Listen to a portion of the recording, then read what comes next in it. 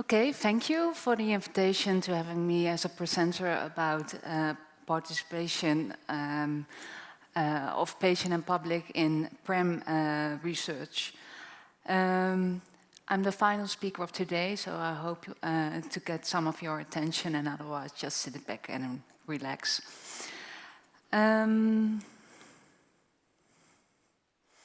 Okay, first I'd like to start with a definition of patient and public involvement.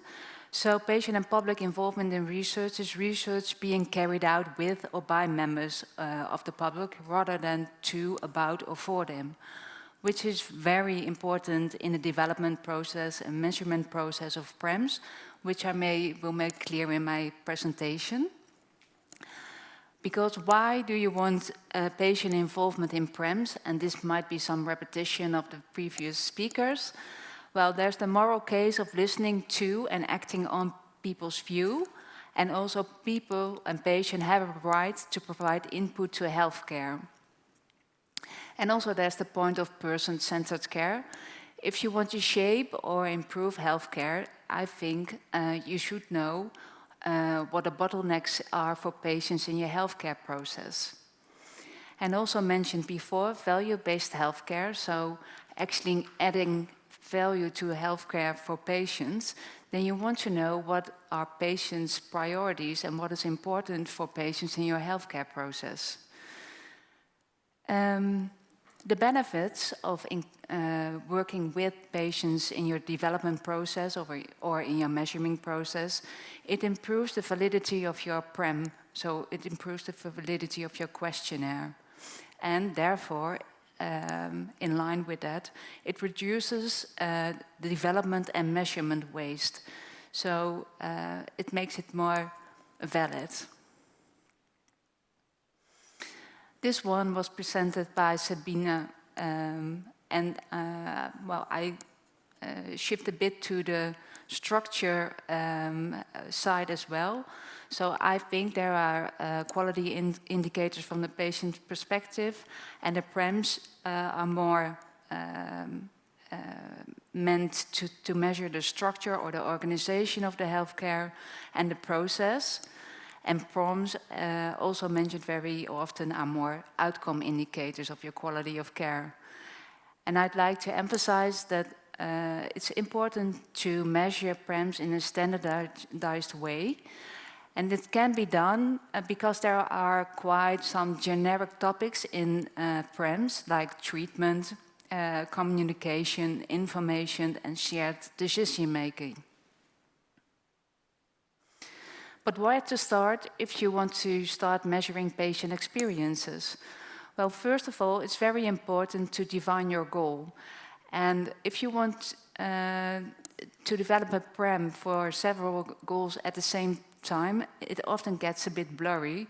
So think about whether you want to develop the PREM for shared decision-making, which often makes the questionnaire a bit longer because you want to go more in-depth with your questions.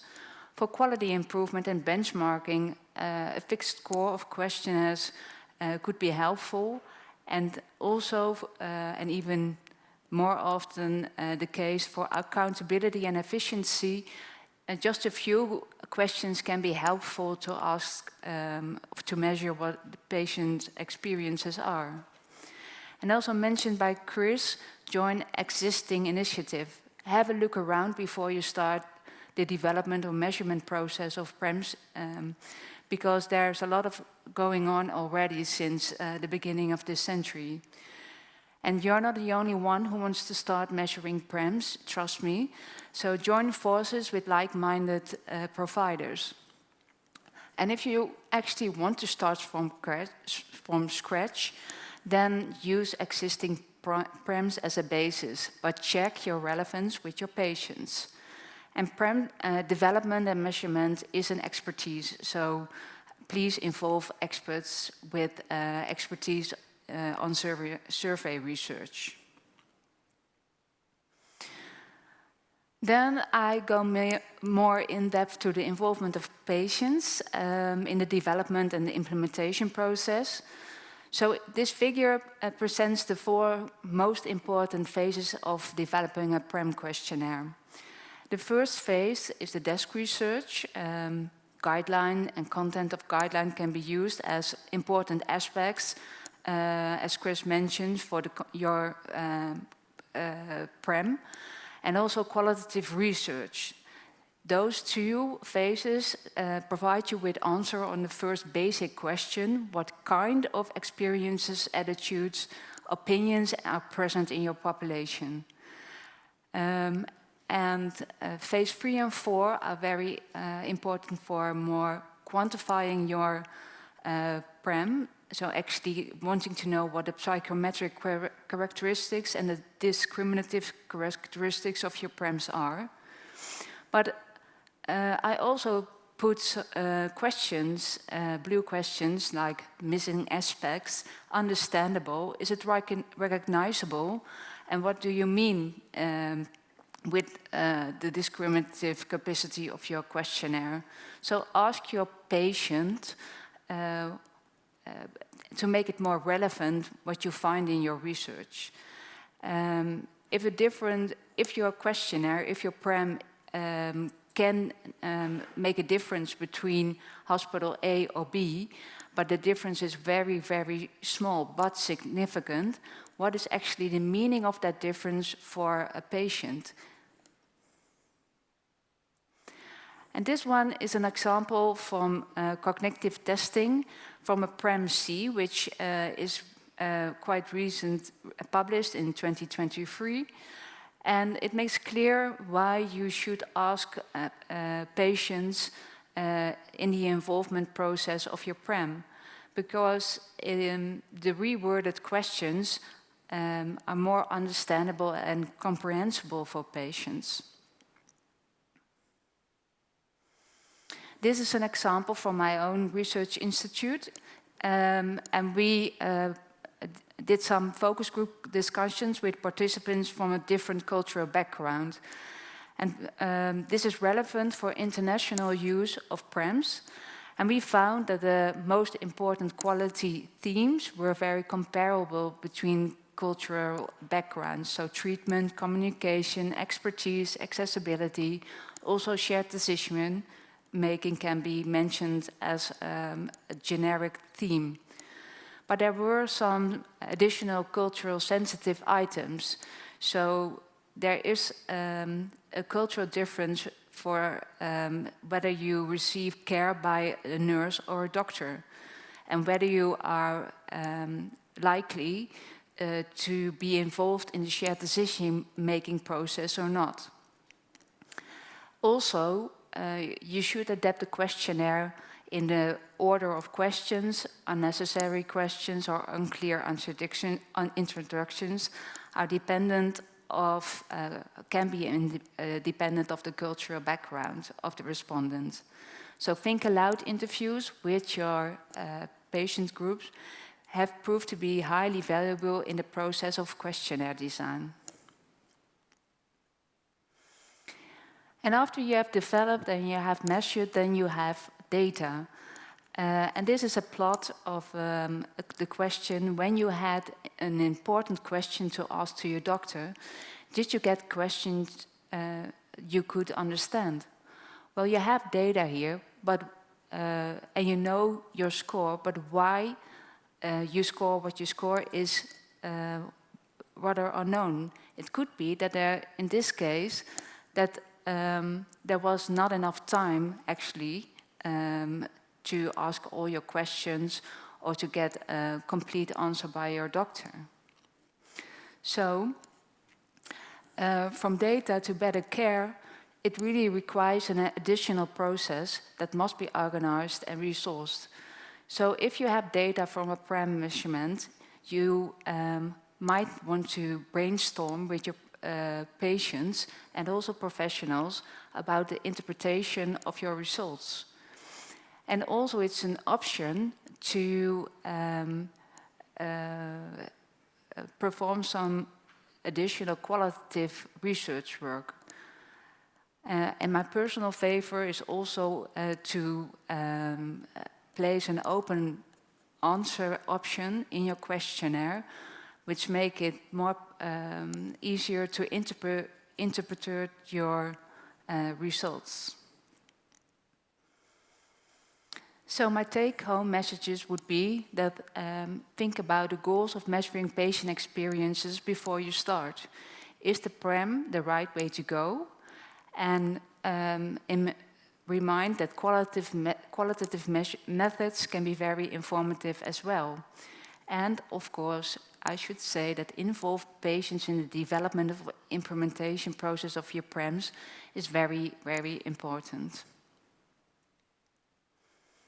So thank you for your attention.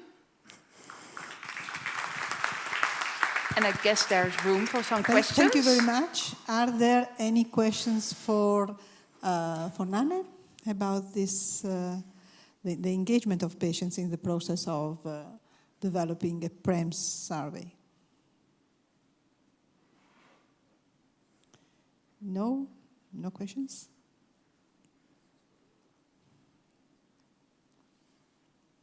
So, Nanne, can you tell us some cases in which you changed the interpretation, or maybe you changed the choice of some? Before you were mentioning you changed. Actually, it's more the other way around. There is no case in which we did not change the items or the aspects or the routing through the questionnaire after we spoke to patients about the questionnaire. Yeah. So it's really essential part of developing your questionnaire and developing your implementation process. Okay. And this is very important because the first time I heard about patient participation in development of tools, and I was asked, I said, well, if there is a field in cancer research where we have been involving patients, it's quality of life tools. We have quality of life in general, patient-reported tools. We have always done this, okay, since the 90s.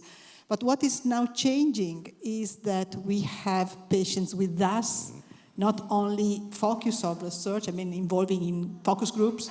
Still, when you involve a patient in a focus group, he's object of research, he's not subject of research, which is, it's a bit different now. We are changing, and I believe this is very important. Another phase in which we were not used to involve patients is dissemination. Yes, because we often involve patients, they participate, and then they don't know anything about the results. And patients actually do want to know. We want to know what happened to their data and how they are used. So somebody mentioned the use of this data, which was, in my opinion, very, very important. Would you like to, well, there is one.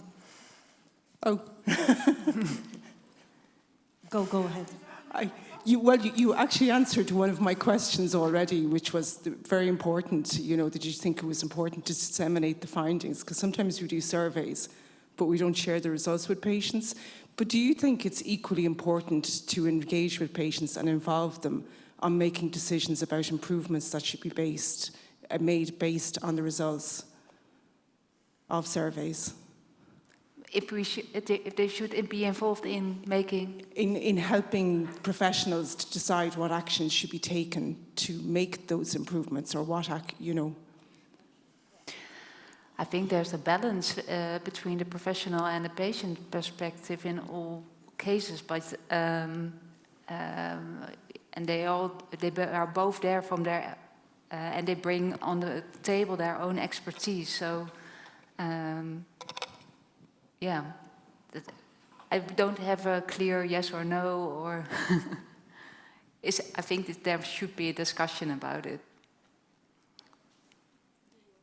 Yeah. Nanne, no, I have a question, because after having incorporated patients as co-researchers, we also incorporated some health professionals for the design of the implementation, but not for the PREM development.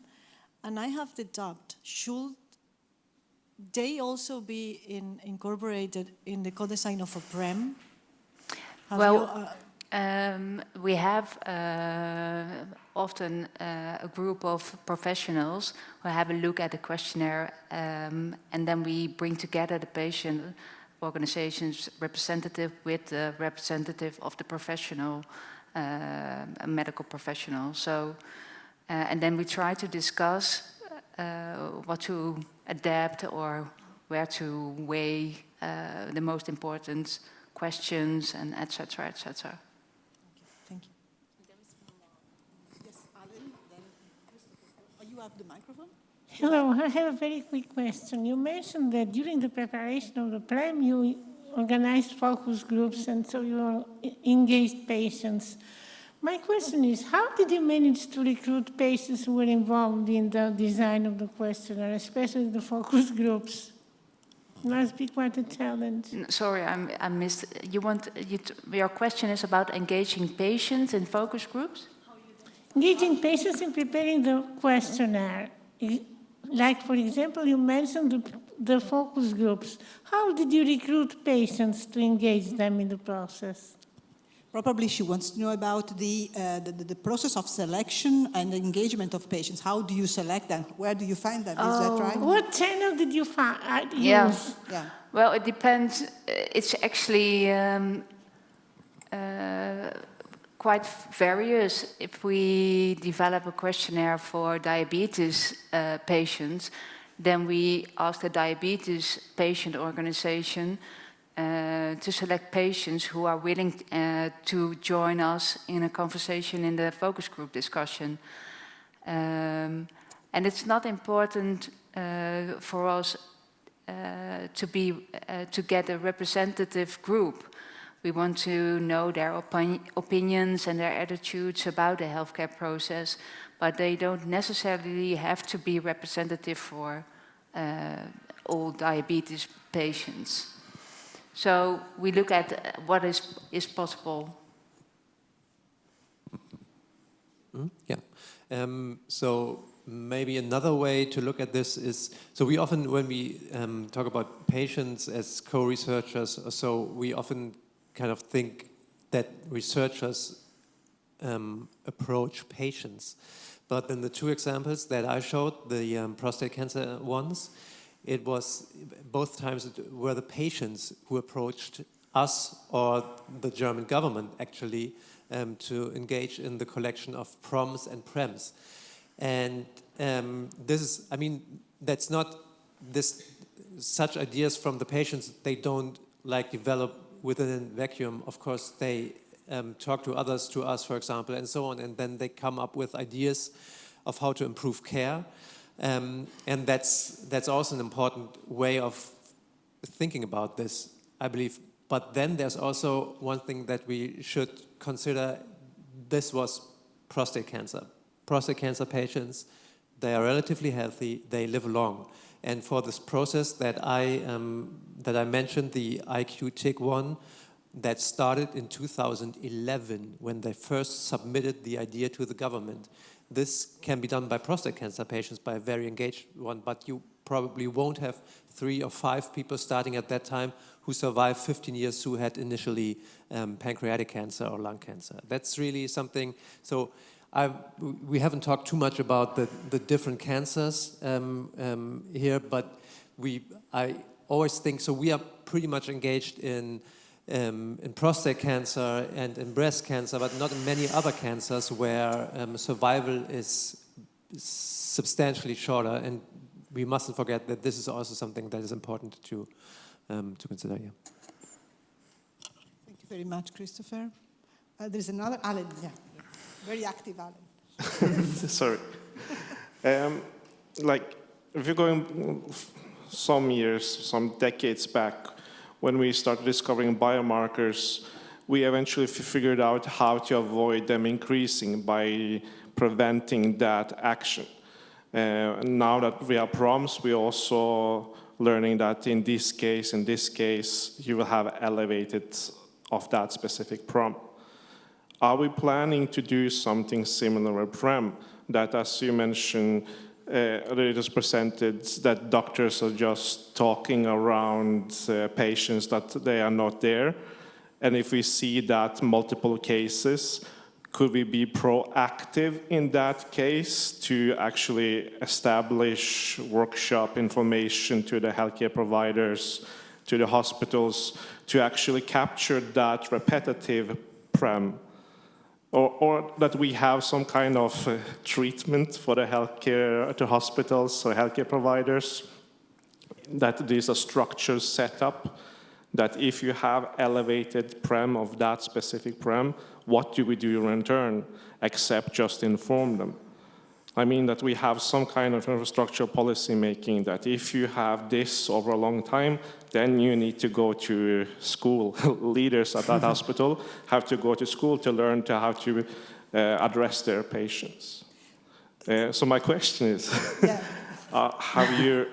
are there any initiatives or anything that are trying to work on that element? Do you want to answer, or? Quite a difficult question. If I understand, you are proposing to use the PREMs as screening tools to identify problems in the management of patients by the healthcare system in order to identify problems, and then you do only one simple survey, 2 months each year, and identify problems in that institution, and then you intervene because you already have the drug for the problems, and so this kind of plan you are asking. Sorry. And even more, be proactive. If you are seeing that something is occurring, you don't need to assess the PREMs. Yeah. You just do that workshop, give them treatment in advance. We no longer need to sterilize. I mean, we don't have to check if it's infectious on the floor. We just sterilize the floor. About initiatives based on PREMs, I have some examples from Tuscany region. For example, there is an hospital that observed that there was a problem in the noise of some wards and departments. So they matched the quantitative data from PREMs with analyzing qualitative data, comments, feedback, stories of patients, and they identified the source of noises. And what they did, they sent one kind of letter to the managers of the wards that performed among the best, saying you are very good in protecting the environment and you can be an example for others. And another kind of letter to ward managers with worst performance, saying that they could improve the silence by taking attention to the chat of nurses and doctors during night, and with specific problems emerged by the qualitative comments of patients. And then they did also, let's say, a campaign with posters all over the wards in the hospital with the comments of patients, highlighting the importance of protecting the silence, both from the point of view of professionals and patients. So asking to patients to use properly, for example, the smartphone and so on, and also to professionals to reduce the tone of voice, for example, during the night. This is one little example, but they noticed in 1 year decrease on the problems related to this specific problem. Since there are some aspects that are measured with PREMs that come from the direct interest of patients and sometimes also professionals, so you can also do proactive actions, for example, during training.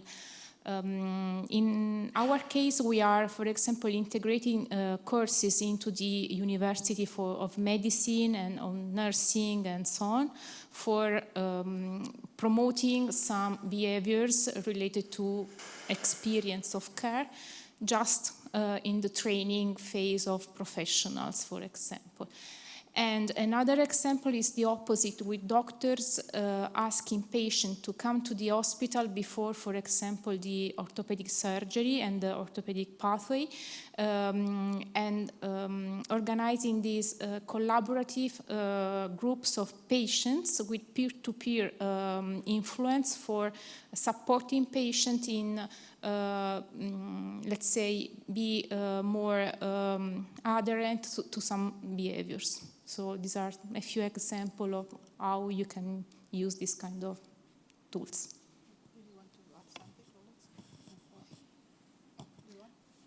I just wanted to add that hopefully we will see more kind of these positive actions that Sabina was talking about, or the one we have in our institution.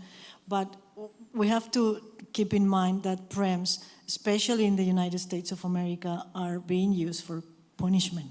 I mean, for reducing budget individually, or income of doctors, or for specific providers, institutions, etc.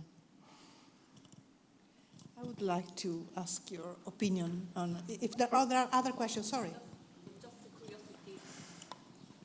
If in the experience of the lecturer, there are some PREMs related to the experience of transgender and gender non-conforming people, patients. Do you have experience of? You can give feedback.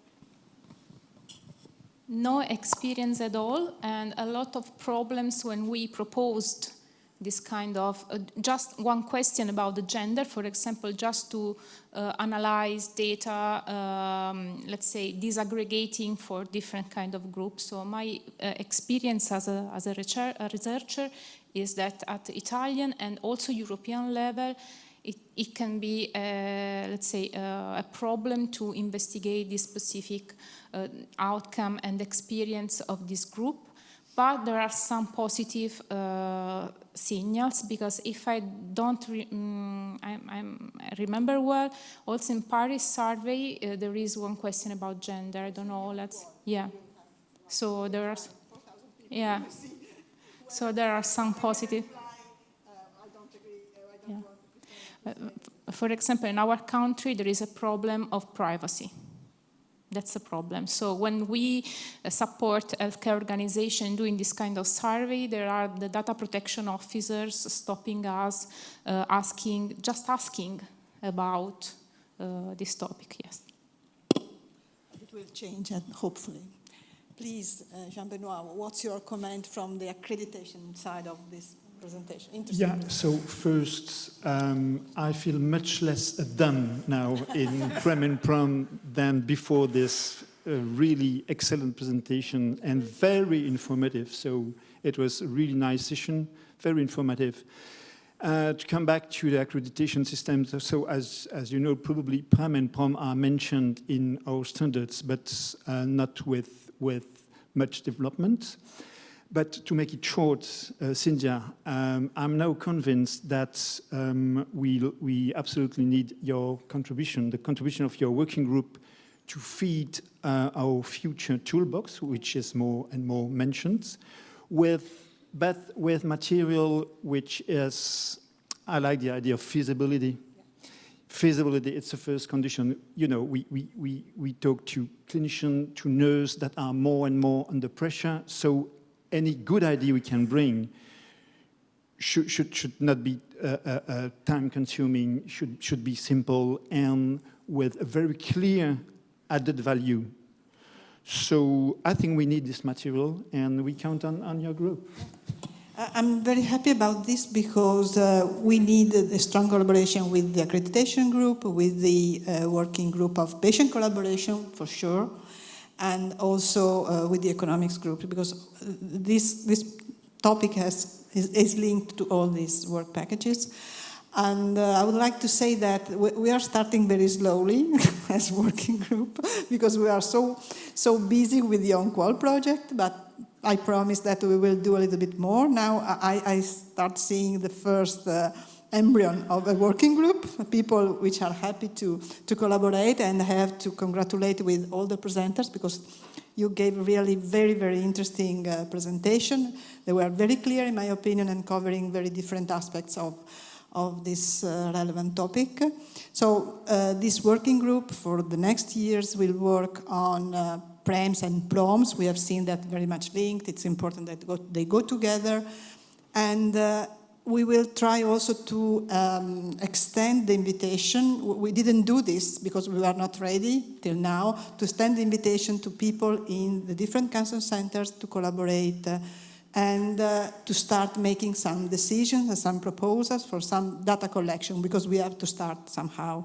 I propose that we start with maybe, as you are suggesting, with a very feasible survey, and let's see how we will do. We will try to standardize the tool that we use, even if I've heard a joke saying that PROMs and PREMs are like toothbrushes. Everybody wants to use their own.